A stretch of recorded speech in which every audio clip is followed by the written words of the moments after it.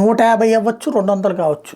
200 సంవత్సరాల పాటు భారతదేశాన్ని పరిపాలించినటువంటి రాక్షసులైనటువంటి బ్రిటన్ వాళ్ళు భారతదేశానికి ఏదో నేర్పారు అని దిక్కుమాలిన కొంతమంది చరిత్రకారులు పుస్తకాలు రాశారు. కానీ ఈ దేశం అప్పటికే ఓడల వ్యాపారం వచ్చు, ఈ దేశం అప్పటికే ఓడలతో యుద్ధం చేయడం వచ్చు, ఈ దేశంలో అప్పటికే వ్యవసాయం సమృద్ధిగా ఉంది, ఈ దేశంలో అప్పటికే దేవాలయాలలో నగదు కోట్ల రూపాయల బంగారంతో కూడినటువంటిది ఉంటుంది.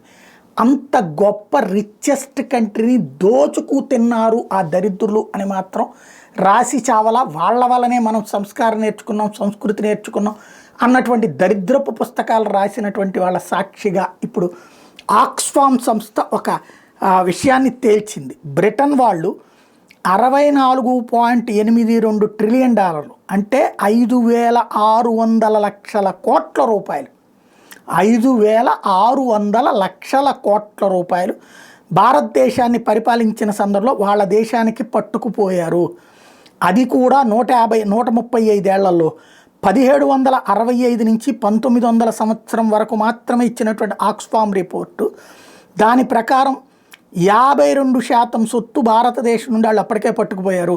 33.8 ట్రిలియన్ డాలర్లు అంటే 3 లక్షల కోట్ల రూపాయలు ఉట్టి బ్రిటన్లో ఉన్నటువంటి ధనవంతులు సంపాదించుకున్నారు భారతదేశం నుండి.